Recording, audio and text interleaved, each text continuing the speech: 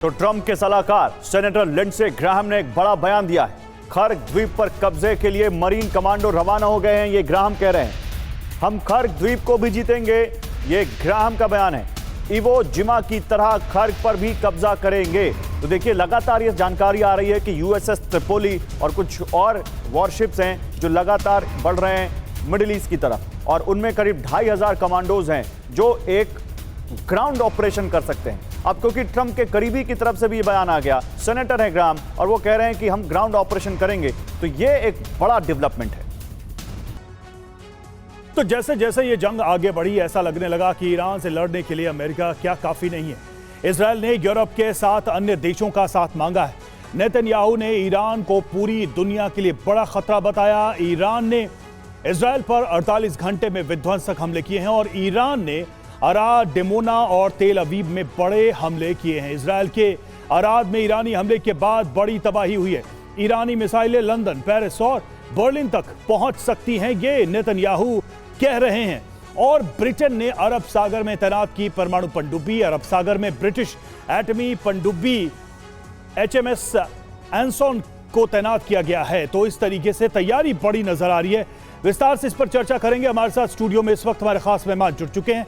Major general JK Bansal हमारे साथ रक्षा विशेषज्ञ जुड़े हुए हैं, कर्नल अनुराग शुक्ला रक्षा विशेषज्ञ, और प्रोफेसर सतीश कुमार हमारे साथ फॉरेन एक्सपर्ट जुड़ चुके हैं। बंसल सर, कुल मिलाकर बात यह है कि अब नेतन्याहू को भी लगने लगा है कि अकेले तो पार नहीं पा सकते हैं, वी नीड NATO फ्रेंड्स।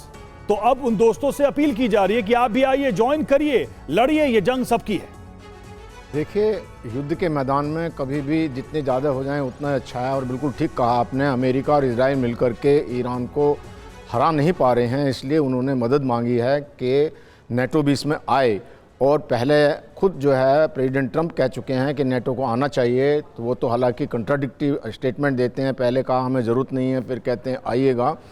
और इस तरह से देखते हुए उन्होंने जापान तक को बुलाने की कोशिश की है और चाइना को भी कहा है वो भी हॉर्मुज़ स्ट्रेट को खुलवाएं। तो अब मुझे नहीं लगता कि नेटो डायरेक्ट इस युद्ध में उतरेगा, हालांकि वो अपने बेसिस को बचाएगा। और जो नेटो का एक कंट्री है UK, उन्होंने एक पनडुब्बी ज़रूर भेज दी है, लेकिन ये युद्ध जो है वो इजराइल अमेरिका ही लड़ रहे हैं। पर प्रॉब्लम यहाँ पे ये आ रही है कि इजराइल और अमेरिका अटैक तो कर रहे हैं, लेकिन जो इनके अंडरग्राउंड मिसाइल सिटी हैं में के अंदर में नहीं कुछ कर पा रहे हैं। और जो खासकर खर्ग द्वीप और 3-4 द्वीप जो हॉर्मुज़ के आसपास हैं, वहाँ पर बहुत सारे ऐसे जगह हैं जहाँ पर अंडरग्राउंड सिटी है मिसाइल्स का, जो दिख भी नहीं पाता पानी के अंदर से, और उसके ऊपर अटैक नहीं कर पा रहे। तो जब तक ये मिसाइल्स ईरान के पास में हैं, तब तक अमेरिका और इजराइल ख़त्म नहीं कर सकते या इस युद्ध को ख़त्म नहीं कर सकते। क्योंकि जो बाकी अगर उन्होंने कोई ठिकाने इनको दस्त कर भी दिए, इंफ्रास्ट्रक्चर भी कर दिया, जो पावर ग्रिड भी ख़त्म कर दी, पानी का भी कर दिया, लेकिन जो मिसाइल अंदर हैं इनको अगर जब तक ख़त्म नहीं करते और जो इनके IRGC के हार्डेंड जो लड़ाकू हैं वो मिसाइल छोड़ते रहेंगे, तो तब तक ये युद्ध ख़त्म नहीं होगा। हालांकि जो है अभी ईरान को काफ़ी डैमेज हो चुका है और वहाँ पर अभी कंट्रोल जो है उनकी लीडरशिप का ख़त्म हो गया है। सिर्फ IRGC उसको लीड कर रही है मोस्टली, और जो प्रेसिडेंट पेजेश्कियान हैं वो काफ़ी मॉडरेट विचारों के हैं, उनकी बातों को कोई मानता नहीं है।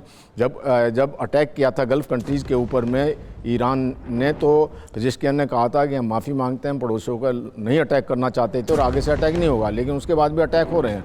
हालांकि ईरान को अभी कुछ जैसे डर लगा है और उन्होंने कुछ जो है अटैक सऊदी अरबिया के ऊपर में कम किए हैं, और सऊदी अरबिया और जितने भी गल्फ़ कंट्रीज़ हैं उनका अभी इंटरसेप्टिंग कैपेबिलिटी बढ़ गई है और ज़्यादातर हमले नाकाम हो रहे हैं। हालांकि इजराइल के अंदर में, जैसे आपके रिपोर्ट में बार बार ये बताया जा रहा है कि अराद में और जो डिमोना के ऊपर में काफ़ी, और 120 कैजुअल्टी वहाँ पे जो 120 लोग घायल हुए हैं। बिल्कुल सही कह रहे हैं आप, और इस पर आएंगे, इस पर आगे डिमोना पे भी बात करेंगे। हालांकि डिमोना पर हमने काफ़ी बातें की हैं और हमने तो ग्राउंड रिपोर्ट्स दिखाई हैं। मनीष झा हमारे संवाददाता और कल दिन भर डिमोना में थे, नेगेव के बारे में बता रहे थे।